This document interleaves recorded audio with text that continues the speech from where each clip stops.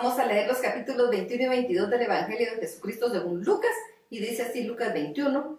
Jesús estaba en el templo y vio como algunos ricos ponían dinero en las cajas de las ofrendas. También vio a una viuda que echó 2 moneditas de muy poco valor. Entonces Jesús dijo a sus discípulos: les aseguro que esta viuda pobre dio más que todos los ricos, porque todos ellos dieron de lo que les sobraba, pero ella, que es tan pobre, dio todo lo que tenía para vivir.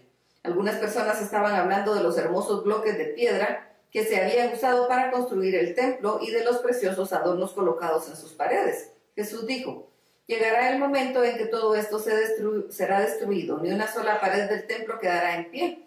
Los discípulos le preguntaron a Jesús: ¿Cuándo será destruido el templo?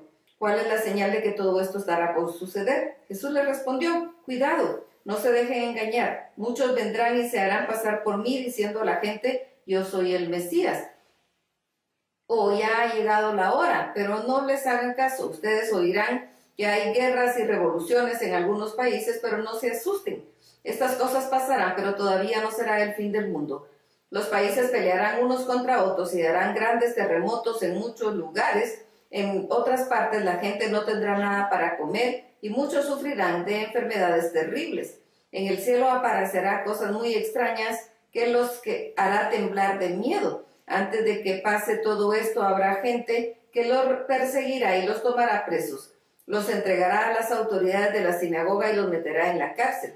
Por ser mis discípulos los llevarán ante los gobernadores y los reyes para que los castiguen. Esa será una oportunidad para que ustedes hablen de mí.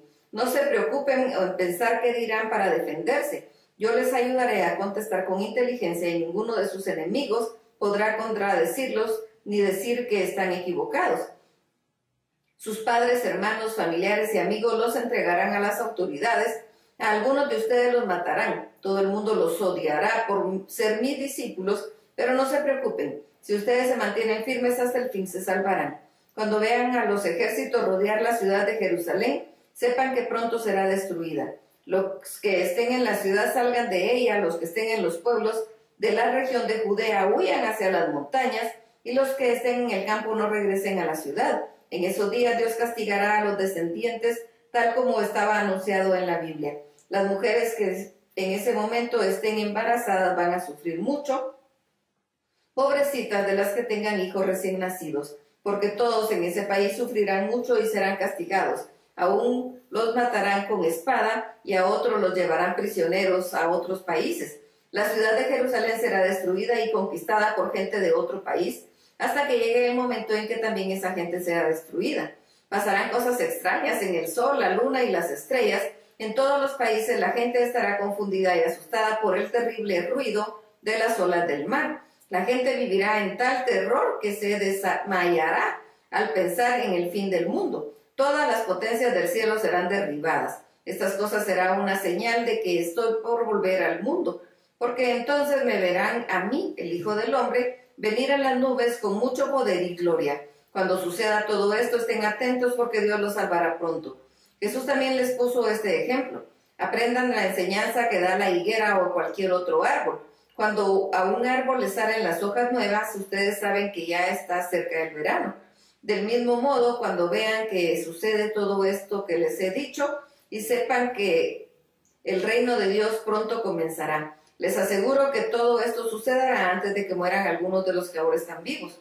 El cielo y la tierra dejarán de existir, pero mi palabra permanecerá para siempre. Tengan cuidado, no pasen el tiempo pensando en banquetes y en borracheras, ni en las muchas cosas que esta vida les ofrece, porque el fin de todo podría sorprenderlos en cualquier momento. Y ustedes serán como un animal que de pronto se ve atrapado en una trampa. Por eso estén siempre alertas. Oren en todo momento para que puedan escapar de todas las cosas terribles que van a suceder. Así podrán estar conmigo el Hijo del Hombre. Jesús enseñaba en el templo todos los días y todas las noches se iba al Monte de los Olivos. Cada mañana la gente iba al templo para escuchar a Jesús. Lucas capítulo 22. Faltaban pocos días para que los judíos celebraran la fiesta de los panes sin levadura. A esta fiesta también se le llamaba Pascua. En esos días los sacerdotes principales y los maestros de la ley buscaban la manera de matar a Jesús en secreto, porque le tenían miedo a la gente. Entonces Satanás entró en el corazón de Judas Iscariote, uno de los 12 discípulos, y le puso la idea de traicionar a Jesús. Jesús fue a hablar con los sacerdotes principales y con los capitanes de los guardias que cuidaban el templo, y se puso de acuerdo con ellos para entregar a Jesús. Ellos se alegraron y prometieron darle dinero. Judas aceptó y empezó a buscar la oportunidad de estar a solas con Jesús para entregarlo. Cuando llegó el día de la fiesta de los panes sin levadura, que es cuando se mata el cordero para la cena de la Pascua, Jesús llamó a Pedro y a Juan y les dijo: vayan y preparen la cena de la Pascua.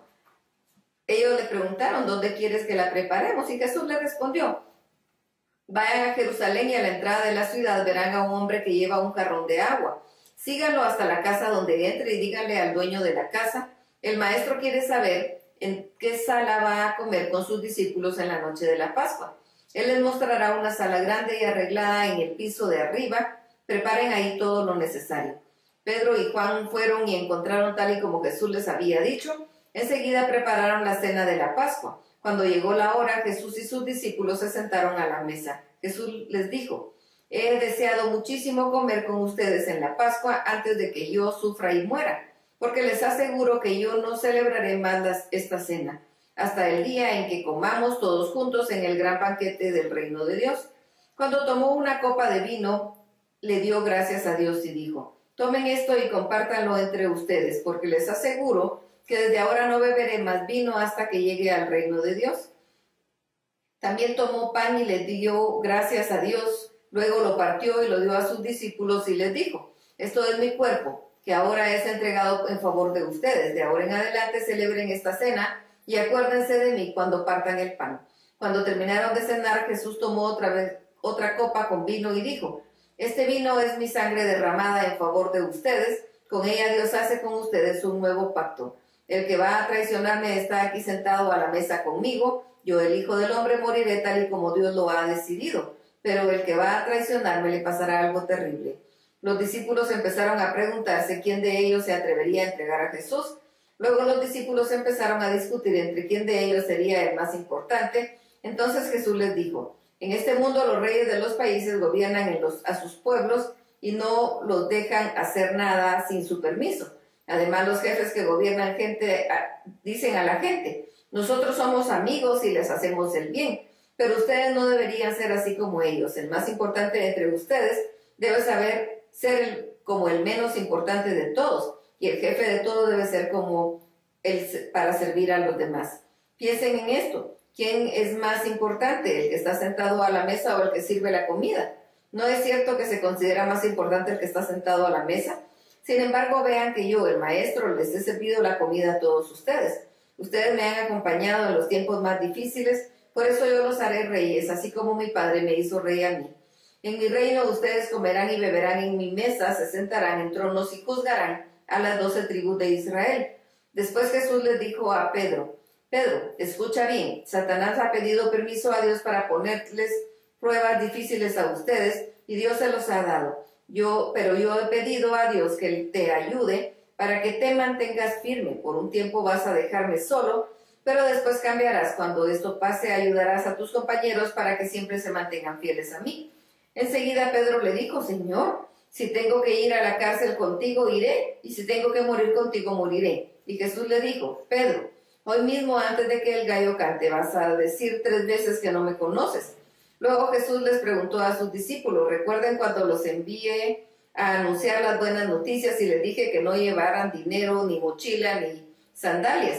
Díganme, ¿les hizo falta algo? Ellos respondieron: no, Señor, nada nos faltó. Entonces Jesús les dijo: pues bien, yo ahora les digo, el que tenga dinero, que lo traiga, y si tiene mochila, que la lleve con él. Si alguno no tiene espada, que venda su manto y se compre una. La Biblia dice acerca de mí: y fue considerado un criminal. Les aseguro que pronto me pasará esto. Los discípulos dijeron: Señor, aquí tenemos 2 espadas. Y él les contestó: ustedes no me entienden, pero ya no hablaremos más de esto. Jesús salió de la ciudad y se fue al monte de los olivos, como era su costumbre. Los discípulos lo acompañaron. Cuando llegaron al lugar, Jesús les dijo: oren, para que puedan soportar las dificultades que tendrán. Jesús se alejó un poco de sus discípulos, se arrodilló y oró a Dios: Padre, cómo deseo que me libres de este sufrimiento, pero que no suceda lo que yo quiero, sino lo que tú quieres.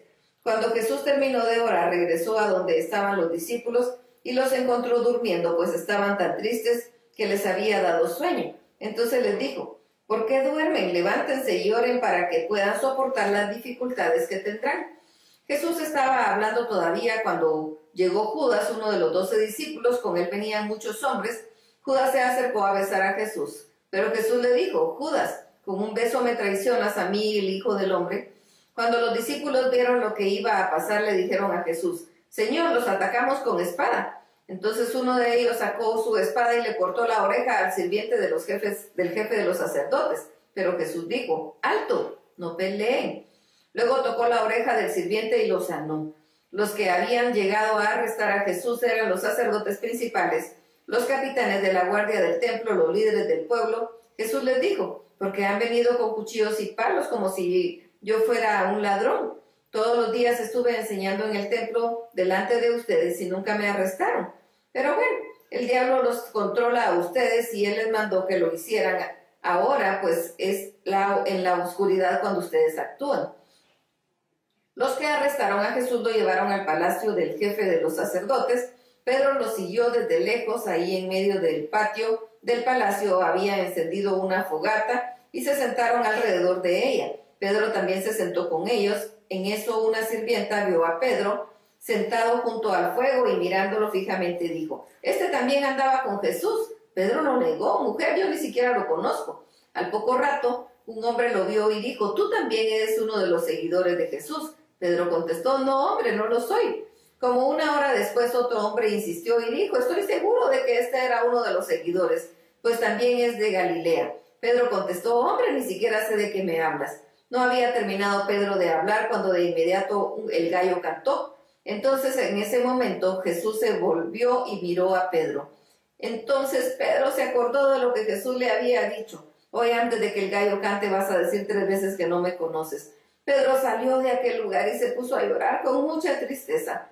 Los guardias que vigilaban a Jesús se burlaban de él, le tapaban los ojos, le pegaban y luego le decían: profeta, ¿adivina quién te pegó? Luego lo insultaron diciéndole muchas otras cosas. Cuando amaneció, los líderes del pueblo, los sacerdotes principales y los maestros de la ley se reunieron y llevaron a Jesús ante la Junta Suprema. Ahí le preguntaron: dinos, ¿eres tú el Mesías? Y él contestó: si les dijera que sí, ustedes no me lo creerían. Si les hiciera una pregunta, ustedes no me contestarían.